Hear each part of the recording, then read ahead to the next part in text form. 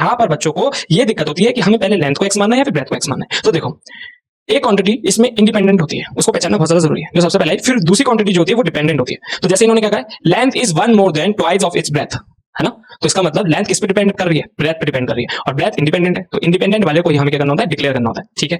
तो यहाँ पर हमें क्या कहा, एक रेक्टेंगुलर प्लॉट है, तो रेक्टेंगुलर प्लॉट का जो एरिया वो कितना दे रखा है, 5 to 8। तो हम लेंथ और ब्रेथ मान लेते हैं, फिर उसकी मल्टीप्लाई कर देते हैं, फिर उसको हमारे क्वाड्रेटिक इक्वेशन आ जाएगी। क्वाड्रेटिक इक्वेशन को फैक्टराइजेशन मेथड से सॉल्व, हालांकि यहाँ पर सॉल्व करने को नहीं दिया गया क्योंकि अभी तक वो टॉपिक आपने पढ़ा नहीं है, पर हमने क्लास 9 में थोड़ा पढ़ रखा है। और अगर आपने नहीं पढ़ रखा तो मैं हूं ना, मैं आपको यहाँ पे पढ़ाता हूँ। तो उसके बाद हम यहीं पे इसी वीडियो में एक्स की वैल्यू भी निकालेंगे, ठीक है। तो यहाँ पर क्वेश्चन नंबर सेकंड में, ठीक है, तो सबसे पहले मैं बोलूंगा द ब्रेथ, ठीक है।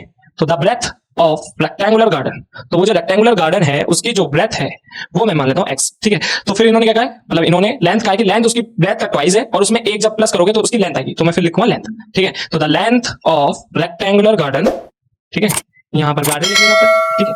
तो garden is equals to twice of its breadth plus 1, ठीक है।